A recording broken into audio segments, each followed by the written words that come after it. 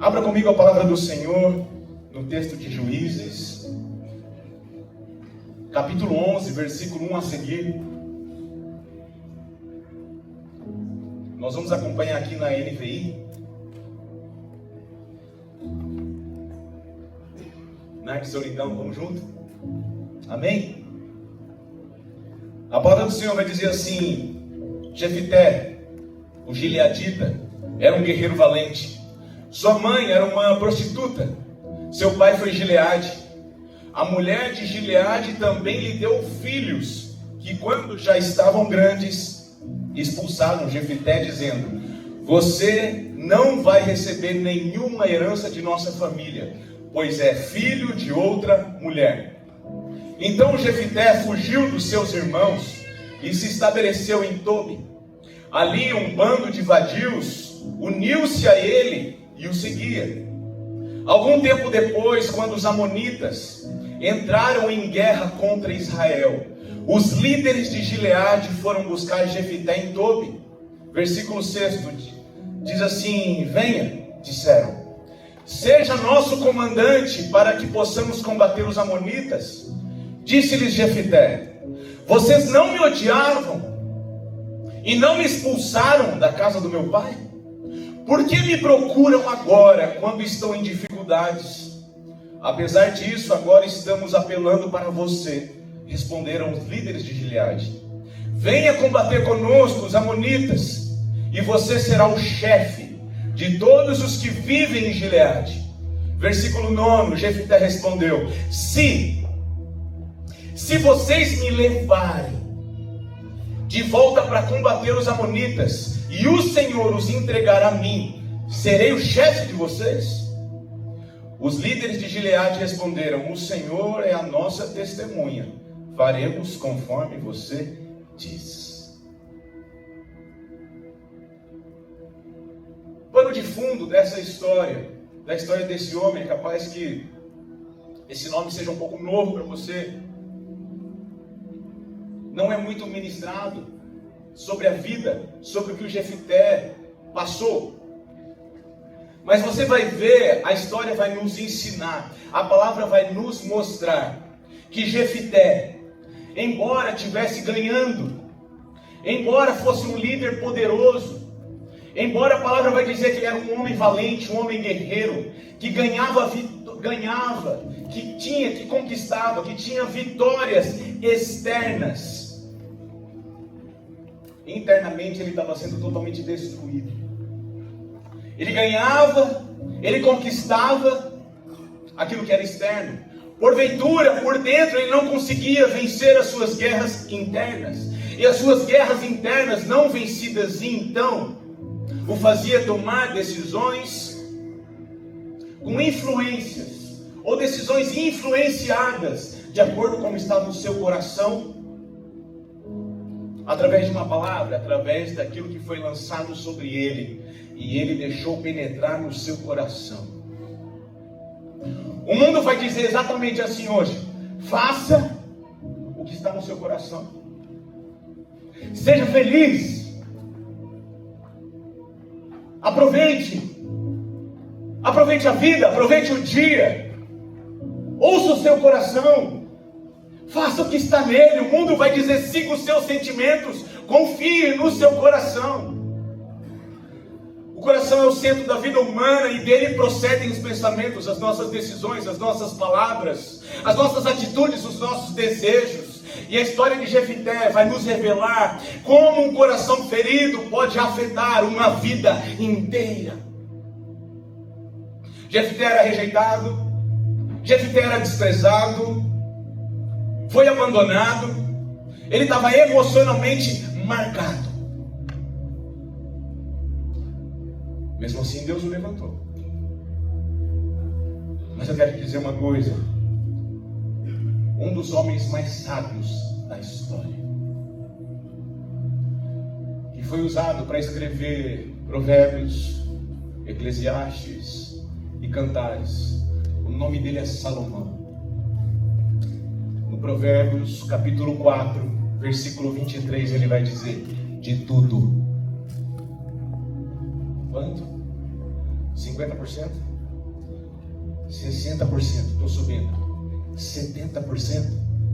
90%? 99,9%, né? Não. De tudo. De tudo o que se deve guardar, guarde bem o seu coração. Por quê? Porque dele procedem as fontes da vida. É interessante que quando nós vamos para o hebraico, esse primeiro guardar, esse verbo que ele coloca, que ele registra, usado por Deus, esse primeiro guardar, ele significa no hebraico mishinar. E mishinar significa confinar, encarcerar, proteger. Salomão está falando assim: confine, proteja, segure, encarcere o seu coração. No segundo verbo, no segundo guardar, onde ele fala assim, guarde bem o seu coração. O primeiro significa mishinar, significa confinar. O segundo significa no hebraico nastar. O nome é nastar no hebraico para guarde. Mas nastar o que significa, pastor? Significa vigie. Vigie. Salomão está falando bem assim, confine o seu coração, proteja, mas não deixe de vigiar. Salomão está falando assim: pastoreie o seu coração. Assim como o pastor coloca as ovelhas no aprisco para guardá-las porque são vulneráveis, ele está falando assim: pastoreie, proteja, guarde, confine, mas vigie. Vigie por quê, pastor? Porque o coração é enganoso, a palavra do Senhor vai dizer. E aqui o coração, a palavra coração, a definição de coração no hebraico significa, o nome no hebraico é lev, na sua variação é levev. E qual é o significado? O significado é a mente. Guarde a mente, o desejo, os desejos, a vontade, o ser interior. Salomão está dizendo exatamente assim: pegue o seu coração, o seu ser interior, a sua mente, as suas vontades, o seu desejo, confie, encarcere, proteja e vigie. Porque o seu coração e o meu coração tem uma inclinação, e a nossa inclinação é a inclinação da nossa carne, que nos leva, através dos desejos, através das tentações, a abrir brechas. E nos inclinamos então para o pecado. Salomão está falando assim, de tudo. Tudo o que? Aparência, reputação, tudo. De tudo que você vê, de tudo que você passou, de tudo que você passa, acima de tudo isso, guarda o teu coração, porque ele é vulnerável. Tome o seu coração, porque ele é vulnerável. O pastor confina, ele protege as ovelhas em um aprisco de todo o perigo ao seu redor. Salomão está falando assim: tenha atenção, dê atenção ao seu coração. Guarde o seu coração. Jeremias 17:9, versículo que eu acabei de proferir, vai falar que enganoso é o coração do homem. O mundo vai dizer: siga então o seu coração. Deus vai falar assim: não, seu coração é enganoso. Tome ele, encarcere ele, confie ele, proteja o seu coração. Em Gênesis capítulo 4, versículo de 6 a 7, em Gênesis capítulo 4 vai falar sobre a história de Abel e de Caim. Notem só, que Abel e Caim foram discipulados pelos mesmos pais. Tiveram as mesmas coisas. Porém, o coração de Abel era guardado. Abel conseguia guardar, vigiar, confinar, encarcerar o seu coração. Já Caim não.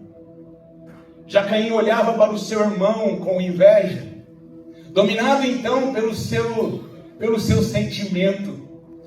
E a palavra vai dizer no versículo 6, o Senhor vai falar assim, o Senhor diz a Caim: por que está furioso? Por que se transtornou? Por que está mudando o teu rosto? Por que mudou o teu semblante, Caim?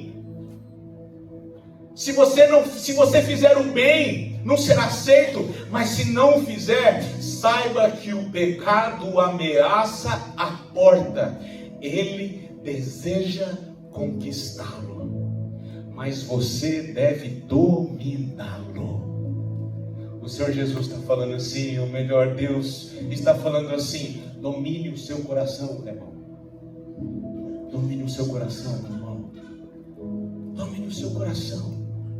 Guarda, proteja. Caim, da porta, está batendo. Domina. O desejo quer te conquistar. O desejo quer te destruir. Domina. E nós sabemos o fim que aconteceu. Caim não guarda o teu coração. O maior mandamento da palavra começa no coração. O Senhor Jesus vai dizer que o maior mandamento em Mateus capítulo 22, 37 é amar o Senhor teu Deus de todo o vosso coração. Ele não quer partes, Ele não quer áreas das nossas vidas, Ele quer tudo, toda a nossa devoção, toda a nossa sinceridade, todo o nosso coração, todo o meu coração, todo o teu coração. A palavra em Jeremias 29:13 vai dizer que Deus revela a quem o busca de todo o coração, porque vai dizer exatamente assim: buscar-me-eis e me achareis quando me buscardes de todo o teu coração. Vai encontrar, vai achar, vai ter o abraço do Pai, vai ter a restauração, vai, mas eu preciso de todo o teu coração, todo. Eu não quero partes, eu sou pai e eu quero um filho com o coração inteiro em mim. Ele busca pessoas então que desejam a sua presença, não somente aos cultos de domingo, mas levando o teu culto racional todos os dias, aonde os seus pés colocam, aonde eles tocam, aonde as suas mãos tocam, aonde a tua mente está. Guarda o teu coração, porque dele procede o quê? As fontes da vida. A palavra vai nos mostrar que Jefité, ele nasce num lar conturbado. Jefité é filho bastardo, filho de uma prostituta. Começa a crescer com os seus irmãos. Eu fico imaginando como que devia ser a vida, o coração deste homem. Porque ele começa a ouvir então: você não faz parte daqui. Você não é daqui. Você nasceu sim. Meu pai é o teu pai. Porém você não faz parte da nossa casa. Você não faz parte da nossa filha. Você não foi desejado. Você não é amado. Você não é amada. Você veio sem querer. E ele passa a ouvir, ele passa a ser zombado dia após dia. Imagina crescer ouvindo: você não serve, você não pertence, você não é digno. E talvez existam aqui hoje pessoas que entraram felizes, sorridentes, ganhando guerras por fora, mas por dentro estão chorando, por dentro estão gritando, por dentro estão passando por aflições inimagináveis. Eu quero te dizer, a palavra do Senhor diz que passaríamos pelas aflições, mas que tivéssemos bom ânimo. O Deus que cura está aqui. O Deus que toca, o Deus que consola, o Deus que restaura, o Deus que traz dignidade, o Deus que traz redenção, justificação através do seu Filho, está aqui, passando, curando, levantando, tirando toda a frustração, levando toda a dor, levando toda a angústia, levando toda a possível depressão e dizendo: guarda, filho, guarda, filha, o teu coração, guarda. Ele cresce nesse lar conturbado. Mas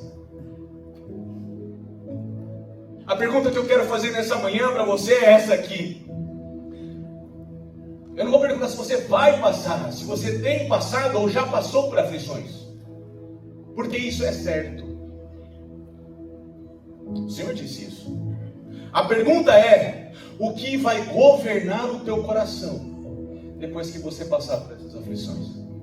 O que tem governado o teu coração? Jefité deixou suas feridas emocionais influenciarem as suas decisões. A palavra vai falar que ele sai, ele é expulso da sua casa pelos seus irmãos. Ele é rejeitado. Ele rejeitado, então, ele vai para uma cidade chamada Tobi. E a palavra vai falar assim que vadios se juntam a ele. Sabe por quê? Seu coração, sabe o que está acontecendo? Está cheirando mal. Está exalando perfume bom, não. Está atraindo aquilo que não é bom. A palavra em outra versão vai falar assim que homens levianos se juntaram a ele. Eu acho isso interessante. Presta bem atenção. Já percebeu que pessoas humildes atraem pessoas humildes? Já percebeu que pessoas orgulhosas, muitas vezes só reclamam, atraem pessoas orgulhosas que só reclamam? Já percebeu isso? Você já percebeu? Sabe por quê? Em razão do coração. O nosso coração exala aquilo que a gente é. A boca vai falar aquilo que a gente é. O pensamento vai dizer aquilo que a gente é.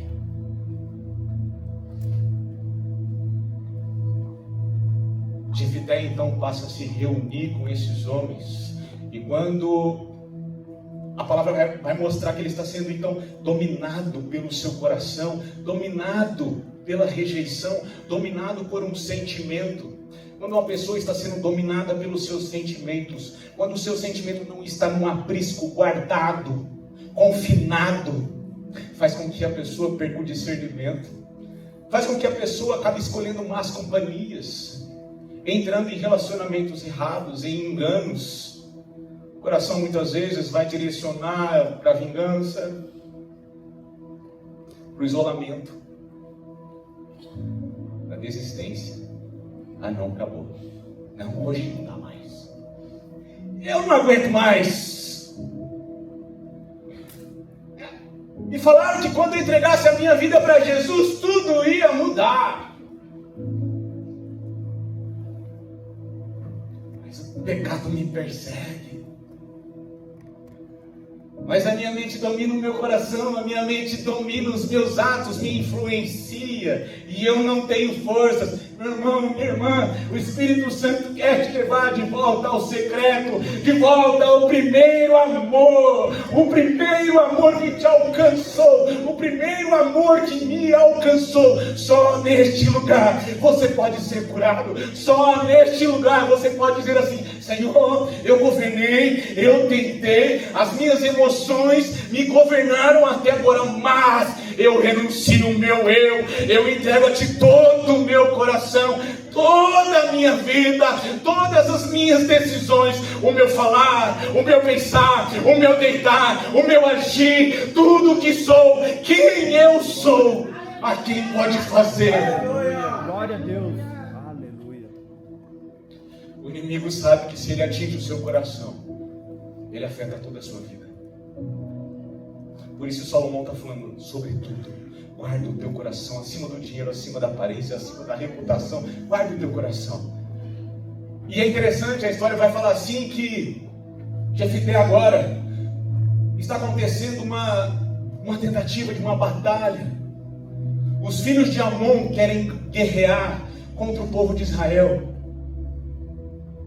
Então, os irmãos de Jefité vão até ele e fazem um convite. Jefité, rapaz, meu irmãozinho, lindo do meu coração. E é lógico que eles não disseram isso, mas eles foram até ele para chamá-lo, para que ele pudesse ajudá-los a vencer os filhos de Amon.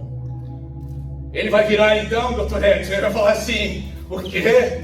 Vocês que me odiaram, vocês que me rejeitaram, vocês que me expulsaram da casa do meu pai, agora venham até mim. Tá bonito o que está acontecendo? Parece, não parece? Sabe por quê? Nossa, a honra do Senhor vindo.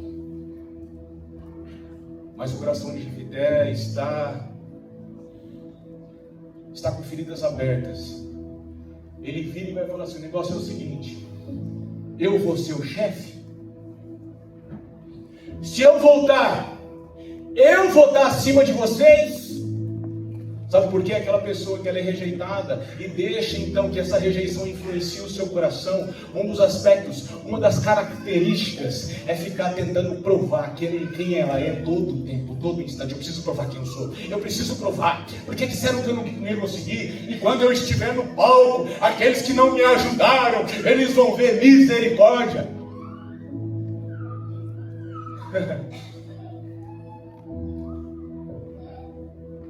Jefité então faz essa proposta e recebe essa proposta e aceita. E a palavra vai falar assim que em Juízes capítulo 11 versículo 29 a 31, eu queria que você acompanhasse comigo, vai falar assim: então o Espírito do Senhor se apossou de Jefité. Sabe o que isso quer dizer, meu irmão? Embora a rejeição estivesse influenciando o coração de Jefité,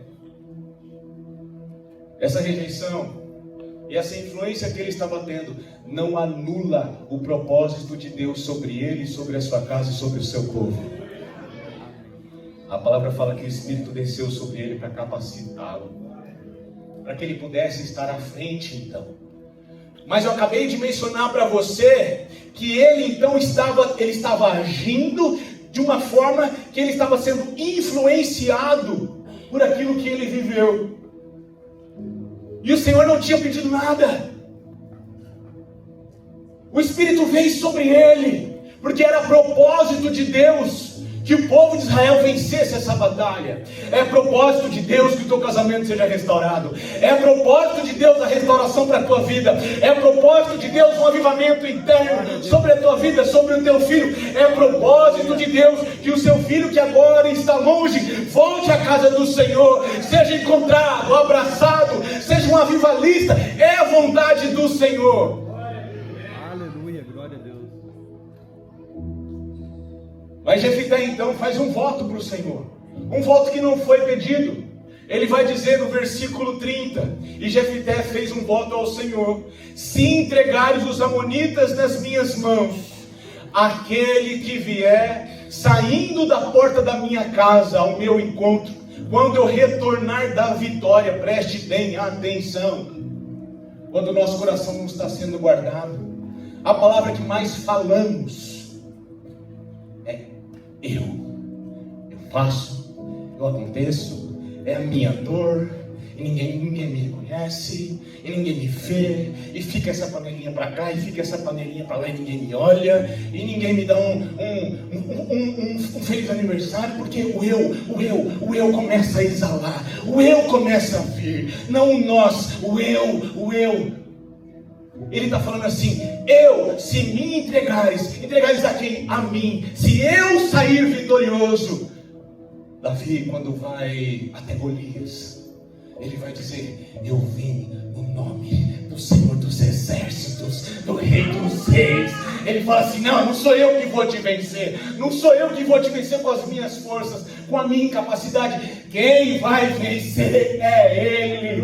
Irmão, quando o teu coração está guardado, a tua mente, a tua fala, o teu deitar, as tuas decisões, elas apontam para Cristo, elas apontam para Ele, não para você, não para aquilo que você passa, elas apontam para Ele. Você olha para aquela pessoa e vê.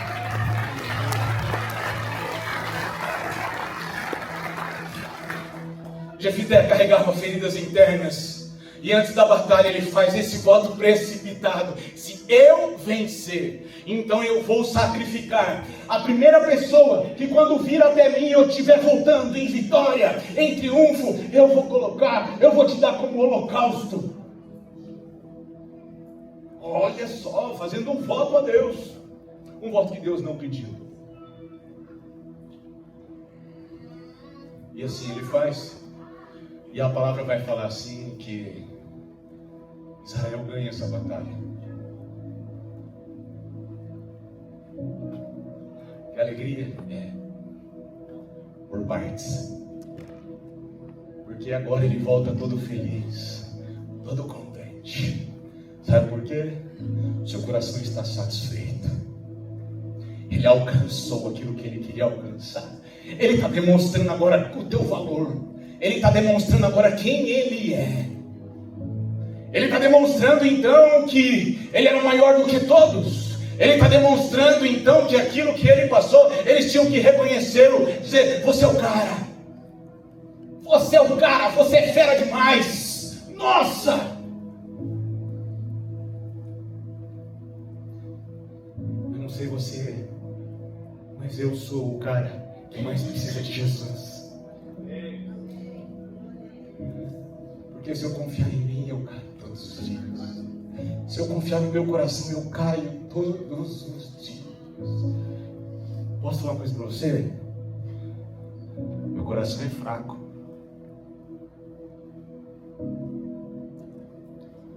Meu coração anseia pelo pecado. Se não for o Espírito Santo de Deus todos os dias.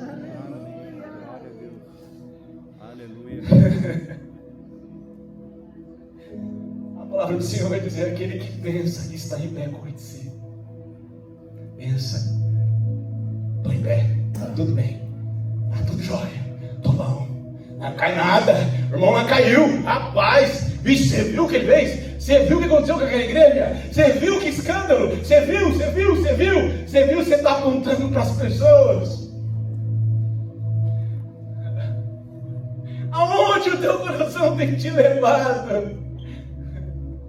Sabe por quê? Porque a tua vida foi feita para ser parecida com Cristo e apontar a Cristo.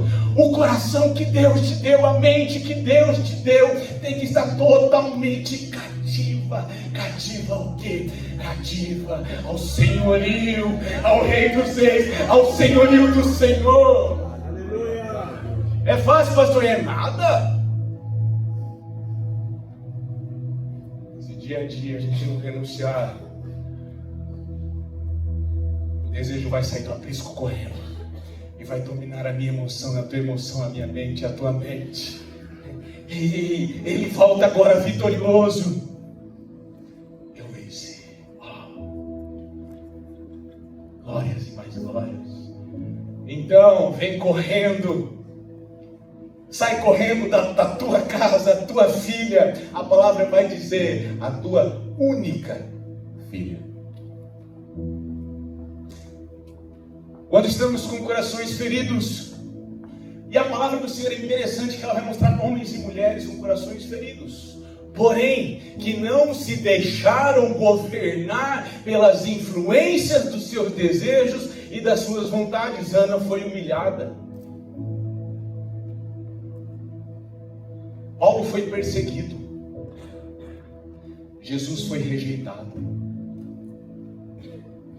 Mas a resposta deles apontava para Cristo. E o Senhor era o próprio Cristo. E a resposta de Jesus é: Ele continuou amando até no dia da sua morte. Então a pergunta não é se passamos pelas aflições, é quando passarmos. O que irá nos governar? A sua filha vem ao teu encontro feliz, cantando, dançando, alegre. Meu pai venceu, ele voltou para casa, ele era tão triste, eu via tudo o que acontecia, é como se ela estivesse vendo agora. Chegou o dia da vitória, chegou o dia de contemplarmos, acabou o choro, acabou a tristeza. Então seu pai olha para você, para ela e fala: não, Vai comigo para o versículo 35. Quando a viu, versículo 35 do capítulo 11. Quando a viu, rasgou as suas vestes e gritou: ah, minha filha.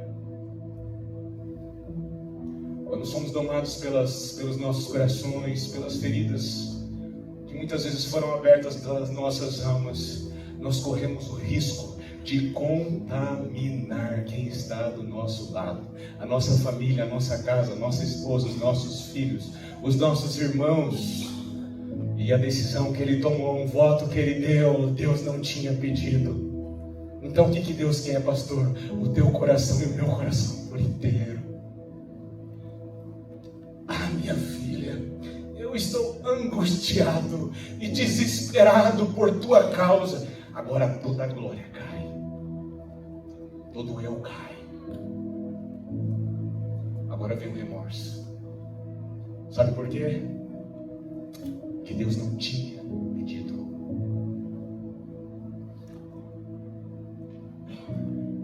Pois fiz um voto ao Senhor, e um voto que não posso quebrar. E assim acontece. Os teólogos vão dizer, e dão até um nome para esse momento, para aquilo que Jefité está vivendo, e vão intitular assim: a síndrome de Jefité. Pastor, qual seria a síndrome de Jefité? Quando os desejos, quando a nossa mente, quando a carne passa a dominar quem nós somos, as nossas atitudes, as nossas decisões, os nossos passos, resultados acontecem dentro e fora de nós. Características que são associadas a essa síndrome, por exemplo, necessidade constante de aprovação. A pessoa tenta provar o seu valor, a sua capacidade, a sua importância, como se dissesse internamente a todo tempo: agora vão reconhecer quem eu sou, agora vão reconhecer o meu valor. Outra característica, decisões impulsivas. A dor emocional gera atitudes precipitadas. A pessoa reage demais, a pessoa promete demais, a pessoa exagera, a pessoa age então pela sua emoção. Terceira característica, feridas de rejeição. A pessoa acaba interpretando tudo com as lentes da emoção, com as lentes da rejeição. Por exemplo, a pessoa ela é corrigida, ela já sente que aquela correção é um abandono, ela já sente que aquela correção é uma ofensa. Que uma discordância dela, de um amigo de trabalho, parece ser já um desprezo, está me desprezando. Quarta característica, a dificuldade de descansar emocionalmente. A pessoa vive em alerta todo o tempo, vive na defensiva, tentando se proteger em todo o tempo. E quinta e última característica dessa síndrome é viver guiado pela dor e não pela cura. O passado então passa a governar todas as nossas emoções. O passado começa a governar o nosso presente e assim trazer resultados não somente no presente, mas no futuro. E agora, pastor, cuide do seu coração. E agora, pastor, guarde o seu coração. Sabe por quê? Porque, pastor, mas eu tenho agido dessa forma, eu tenho pensado dessa forma, meu irmão. Hoje o Senhor quer te levantar, quer te curar, quer te transformar. E Ele está dizendo: filho, filha, presta atenção, filho. Já não deu demais? Veja que você está conseguindo até contaminar pessoas, filho. Guarde o teu coração. Dá-lhe para mim. Inteiro. Devemos filtrar aquilo que entra. Nem tudo merece acesso ao seu coração, ao seu interior. Tudo isso influencia o nosso coração. Quem guarda o coração aprende a vigiar o que ouve, o que pensa, o que assiste, o que permite entrar dentro de si. Mas eu fui ferido, pastor. Então não alimente a sua dor. Aquilo que você alimenta vai crescer. Se você alimentar a mágoa, ela vai crescer. Se você alimentar as lembranças ruins, elas vão crescer. Se você alimentar pensamentos vingativos, eles vão crescer. Vão virar até questão de comparação. E isso vai dominar o teu coração. Então o que eu faço? Perdoe! rapidamente. Se Jesus perdoou os teus pecados, os meus pecados, naquela cruz morreu por mim e por você, quem somos nós então, para não liberar o perdão para o irmão que está do nosso lado? Eu gosto de uma frase de um pregador, que ele vai dizer assim, que a mágoa, o ressentimento, é como se estivéssemos diariamente tomando pequenas doses de veneno, querendo que a outra pessoa morresse, mas estamos matando a nós mesmos. Então o que eu devo fazer para guardar o meu coração? Perdoa rapidamente, libera, meu irmão. Quando você perdoa rapidamente, você sabe o que está acontecendo? Você fala, meu irmão, fiquei chateado sim, sofri sim, porém o Senhor liberou perdão sobre mim, quem sou eu para não liberar sobre você? Pastor, mas eu preciso estar no mesmo ambiente? Não, Deus não pediu isso. Não precisa. Você pode continuar seguindo o teu propósito. Submeta. Esse aqui é o principal. Como então devo guardar o meu coração? Submetendo o seu coração ao Espírito Santo. O problema não é sentir, o problema é quando o sentimento ocupa o lugar do Espírito Santo nos nossos corações. José, ele foi vendido pelos seus irmãos, ele foi traído e não deixou que a mágoa dominasse o seu coração. E o seu propósito foi cumprido em honra. E ele foi usado para salvar uma nação. Davi foi perseguido. Davi caiu. Davi ouviu seu coração, caiu, e ele se levanta. No Salmo 51, uma oração linda, fantástica. Ele vai falar assim: Senhor, purifica o meu coração. Senhor, pega a pureza ao meu coração, me ajude a dominá-lo, e não aparta o teu espírito de mim. Então ele não deixa governar aquilo que ele passou. O seu pecado não mais o envergonha.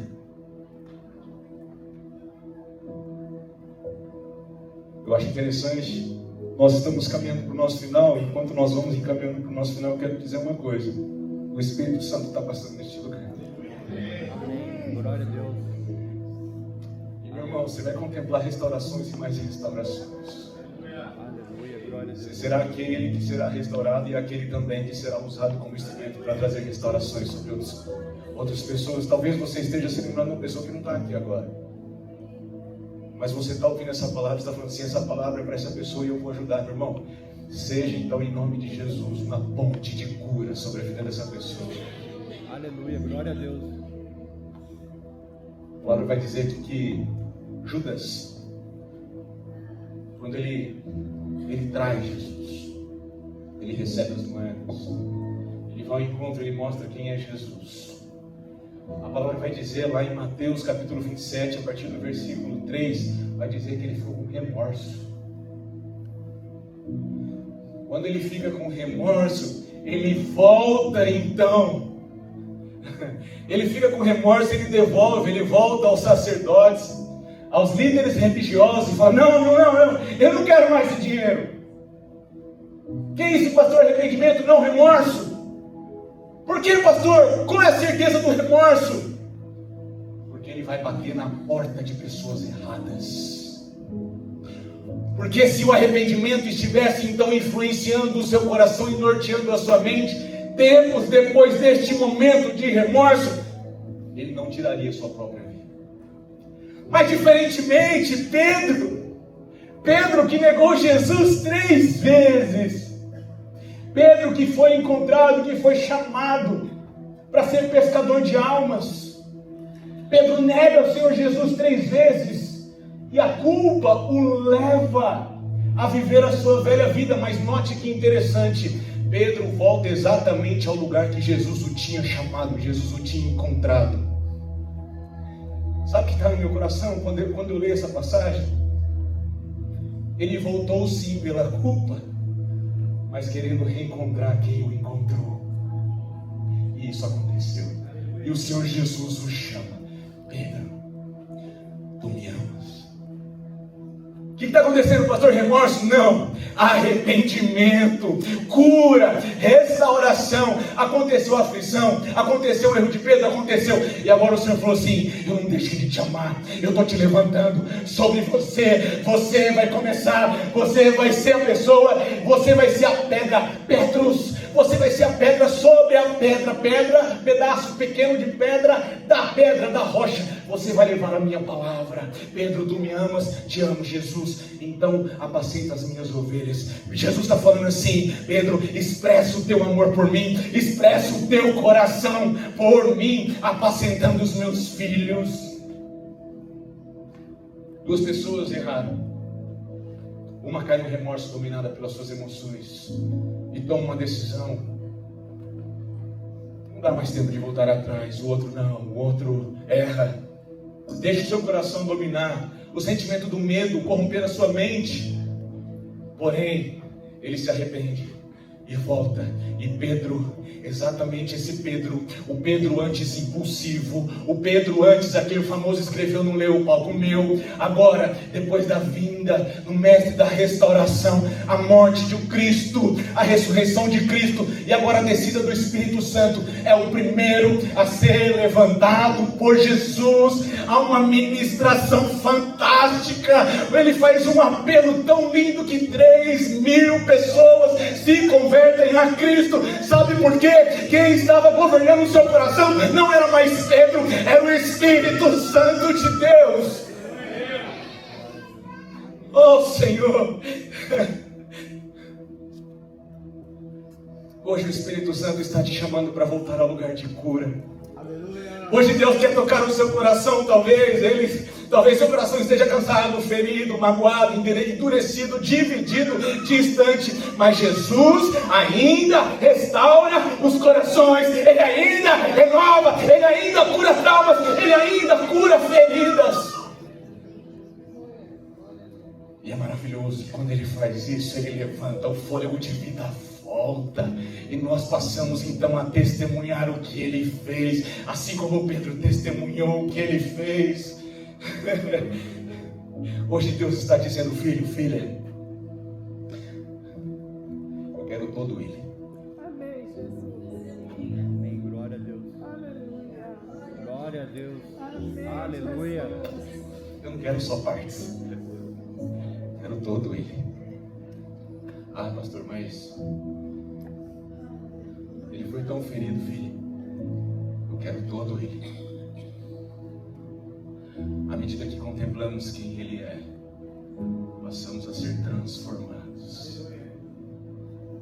Paulo vai dizer na igreja de Corinto que a contemplação traz transformação. À medida que nós contemplamos quem é Cristo, nós somos transformados. Ele não quer apenas as suas mãos, Ele não quer apenas o seu ministério, Ele não quer a sua aparência espiritual, Ele te quer por inteiro. Ele te quer por inteira.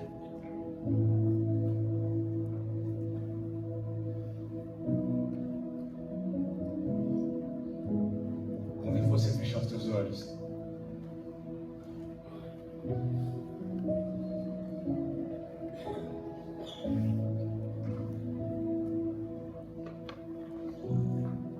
Com os olhos fechados, quero te dizer uma coisa. Jefité, tomado pelas suas emoções, acabou tomando decisões erradas que contaminaram a sua casa e mudaram a história da sua casa. Sua filha então foi entregue ao holocausto, algo que o Senhor não tinha pedido. Sua única filha. O que você tem entregue? O que você tem entregado para tentar sanar aquilo que você está tentando curar com suas mãos? Talvez é a tua casa, Talvez é a tua esposa. Talvez sejam os seus filhos. Talvez seja o seu ministério. Seus sonhos. O que você está entregando que Ele não pediu para que você entregasse?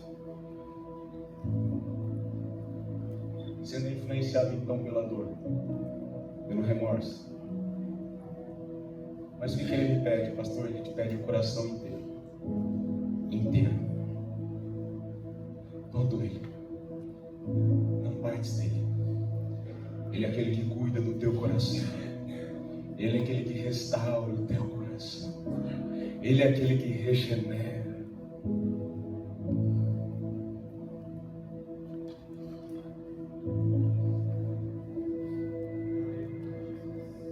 Nesta manhã, o Senhor está levantando mulheres que passaram pela dor, mas não vão sucumbir e vão testemunhar, assim como Ana testificou e testemunhou, a vinda de um profeta para os seus dias. E ele fez muito mais do que ela pediu, ele trouxe mais e mais filhos. O que você tem colocado diante do Senhor? Nessa manhã o Senhor vai levantar homens como Pedro, homens que por um passado, que em razão de situações foram impulsivos, agiram, disseram coisas que não eram para ser ditas, e essas coisas influenciaram pessoas, casamentos, empregos, empresas. Porém o Senhor o leva ao lugar de cura e fala: filhos, tu me amas, filho, você me ama, volte então ao teu lugar de cura, volte ao teu lugar aonde eu te encontrei. E aí, homens que estão sendo levantados testemunharão o poder, a glória, os milagres do Senhor, e pessoas serão alcançadas pela dor, pastor, não, pela cura, pela glória de Deus, pelo manifestar do Espírito Santo de Deus.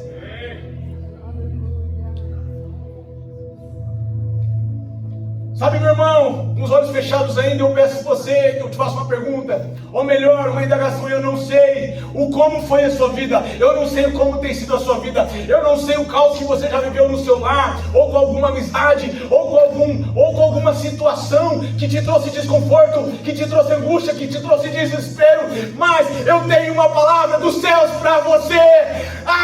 Um Deus que cura, que sara, que levanta, que regenera, que levanta e que envia.